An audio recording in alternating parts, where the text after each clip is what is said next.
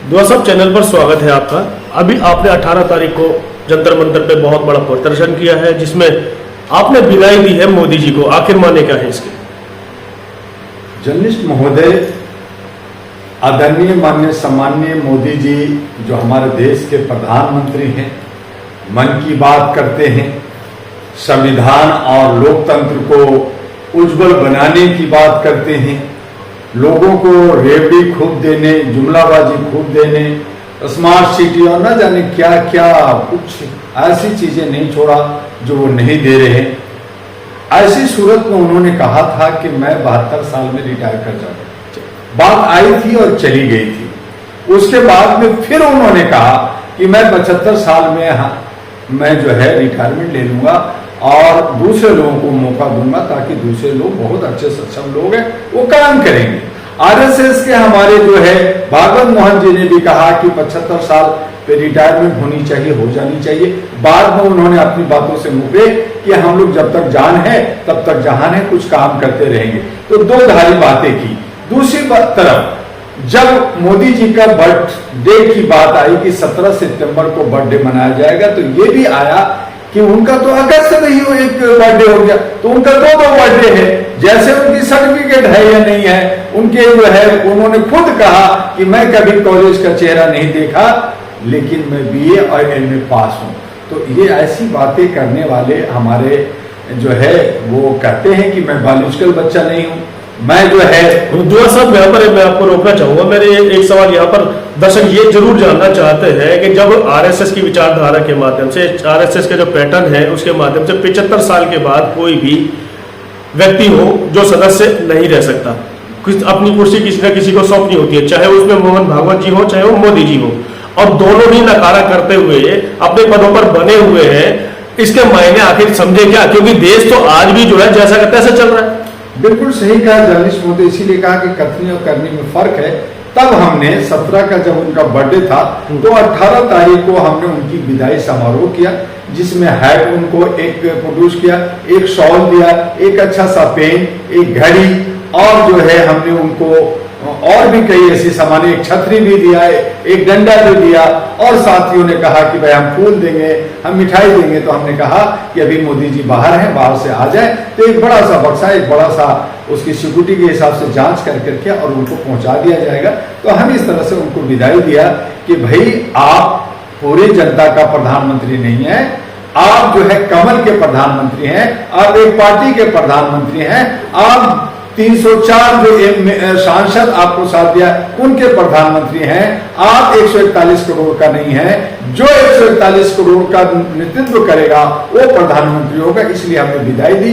आज 27 सितंबर को जो आ रहा है वहां पे आरएसएस का 100 साल पूरा हो रहा है, जिसमें 26, 27, 28 3 दिन आज तक किसी भी एनजीओ को भारत सरकार ने विज्ञान भवन और उसके आसपास का पूरा इलाका फ्री में नहीं दिया। इनको 3 दिन का अधिवेशन के लिए पूरी छूट दी है। तो 3 दिन पूरा भगवा झंडा फहराया जाएगा, पूरा कार्यक्रम चलेगा। अभी क्या क्या होता है, तो इस तरह से जो इन्होंने कहा, जो भागवत मोहन जी ने कहा कि 75 साल में रिटायरमेंट लेनी चाहिए, संवैधानिक पद को छोड़ देना चाहिए, उसी के लिए हम लोगों ने विदाई दी। और ये एक शुरुआत था, एक हमारा सांकेतिक वहां पे धरना प्रदर्शन था। और उस धरना प्रदर्शन के साथ साथ हमने व्यवस्था बेहतर हो, खुल्लम खुल्ला मतों का हमने एक आगाज दिया कि वोटर को ठगा जा रहा है, वोट चोरी हो रहा है। पहले जो है बैलेट में चोरी हुआ, फिर मशीन ईवीएम में चोरी हुआ।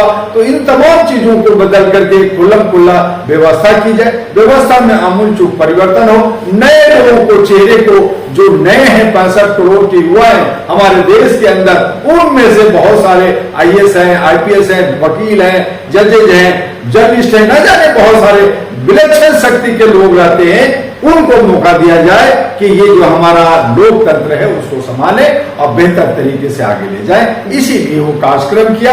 ये हमारा कार्यक्रम चलता रहता है। 2013 में एक बात और जर्नलिस्ट मैं 1 मिनट रोक रहा हूं, मैं आपको रोक दूं कि 2013 में हमने उसी जंतर मंतर ऐतिहासिक जगह पे हमने बड़ा सा जो है 30 बाई 40 का बैनर लगा के लोगों को इकट्ठा कर करके कहा था कि मशीन जो ईवीएम मशीन है, वीवीपैट है, इसमें कहीं ना कहीं गड़बड़ी हो रही है, चोरी हो रही है। तो लोगों ने कहा ये जुआ पागल हो गया है और लोगों ने मेरा बात को इधर उधर कर दिया। लेकिन आज जब जो है 12-15 साल गुजर गया तो आज सारे पार्टियां, सारी संस्थाएं, सुप्रीम कोर्ट के जजेज और वकील चीख रहे हैं कि ईवीएम हटाओ, ईवीएम में चोरी हो रहा है, वोट चोरी हो रहा है। तो मैंने इससे 15 साल पहले कहा था, वो 2015 में उसी जंतर मंतर पे बड़ा सा बैनर लगा करके मैंने कहा था कि ये बीजेपी घातक है, बीजेपी हटाओ, देश बचाओ का हमने नारा दिया था। तब फिर कहा, फिर दुआ पागल हो गया, फिर गलत बातें कर रहा है। तो लोगों ने नहीं माना। लेकिन जैसे जैसे समय बीता, 5 साल 10 साल गुजरा, तो लोगों ने सबने चीखना शुरू कर दिया, बीजेपी हटाओ, देश बचाओ। आज भी वही कर रहे हैं, आज भी चीख रहे हैं। तो हमने मशीन हटाने की बात की, हमने बीजेपी को हटाने की बात की, हमने एक नया विकल्प, एक नया रास्ता, एक नया अल्टरनेटिव दिया कि अब खुल्लम खुल्ला मतों का अधिकार का हो। चूंकि अब तो खुल्लम खुल्ला जब ये पता चल गया है कि लोग चोरी कर रहे हैं, लोग कह रहे हैं कि हम जनता की वोट से हम नहीं जीते, हम तो मशीन की से जीतते हैं, हम तो अपने साथी, चाहे वो हमारा प्रिजाइडिंग ऑफिसर हो, जो चाहे चुनाव आयोग हो, वो हमें जिता रहा है। तो जब ये खुल्लम खुल्ला बात आ गई है तो फिर खुल्लम खुल्ला वोट हो जाए, जिसपे स्क्रीन आ जाए, कम पैसे में काम हो जाएगा, 1 दिन के अंदर वोटिंग होगा और उसका रिजल्ट भी आएगा। तो इन तमाम चीजों पर हम लोग जो है रोशनी डालते हुए लगातार हमने काम किया है। हम लोग आवाज उठाने वाले लोग हैं, लेकिन हमें डंडा पड़ता है, हमें गलत तरीके से केस किया जाता है, झूठे केस किए जाते हैं। हमारे जो नौजवान जो आवाज देने वाले हैं, आज भी जेएनयू के बच्चे और बाकी लोग हैं जो 5-6 साल से जेल में हैं, उनकी जमानत नहीं हो रही है, बाकी की सुनवाई होती है और हम लोग की सुनवाई नहीं होती। तो ये कैसा लोकतंत्र है, इसमें सवाल उठता है। दुआ साहब, आपने अभी ईवीएम पर सवाल उठाया। ईवीएम यहाँ तक राहुल गांधी जी जो भी नेता विपक्ष है वो भी कह रहे हैं कि वोट चोर गद्दी चोर, मगर ये नारा तो लग रहा है ईवीएम को लेके आने वाले ही कांग्रेस ही, तो ईवीएम पर हटाने की बात आप तो कर रहे हैं, विपक्ष क्यों नहीं कर रहा, राहुल गांधी क्यों नहीं कर रहे, क्या वजह है? इसलिए कि वो खुद चोरी किया, पहले तो बैलेट में चोरी किया 70 साल में।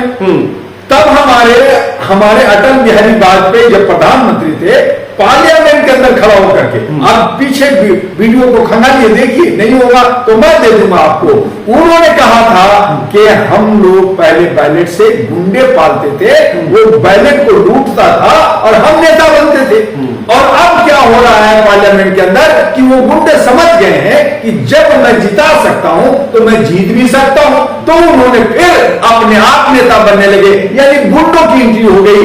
आज 80% से ज्यादा सांसद और विधायक जो है, चाहे राज्य में हो या सेंटर में हो, जो है गुंडे और बदमाश और लुच्चे लफंगे, चोर और उचक्के डाकू कह सकते हैं, ऐसे लोग शासन कर रहे हैं। और जो जर्नलिस्ट महोदय, जो अच्छे पढ़े लिखे लोग हैं, जिनको आप इंटेलेक्चुअल और बुद्धिजीवी कहते हैं, वो रूम में बैठ के खाली कलम में कागज में लिखते रहते हैं, अपनी बात तो रखते हैं, फाड़ते रहते हैं और उनकी कोई सुनवाई नहीं होती। तो इस तरह से हमारा लोकतंत्र की हत्या हो रहा है। और दूसरी तरफ जहां राहुल गांधी जो पहले पप्पू थे, चप्पू चलाना चाहा, अब थोड़ा बोलने में लगे हैं, लेकिन अकेले क्या करेंगे? वो कांग्रेस के आसपास में जितने भी हैं वही लोग हैं जो आज बीजेपी में हैं, जिनको आप आरएसएस का समर्थन कर रहे हैं, इनका भी संरक्षण वही है। और इसीलिए डॉक्टर दुआ ने कहा कि हमें कॉर्पोरेट पार्टियां नहीं चाहिए, हमें पारिवारिक पार्टियां नहीं चाहिए, हमें क्षेत्रीय पार्टियां जो पारिवारिक है, जो कहते हैं मेरा बाप दादे का पार्टी है, तो ये पार्टी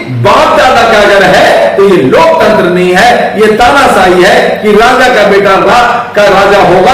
तो इस तरह से हम जो है इसको बदलना चाहते हैं। इसीलिए कहा कि हमें नया समीकरण और नए यूथ जो 65 करोड़ है उनमें से आना चाहिए। तो हम न बीजेपी के साथ हैं, न कांग्रेस के साथ हैं, न क्षेत्रीय पार्टी के साथ हैं, हम यूथ के साथ हैं, देश के साथ हैं, देश के भविष्य के साथ हैं और उसी के साथ हम लोग काम करते रहे। धन्यवाद।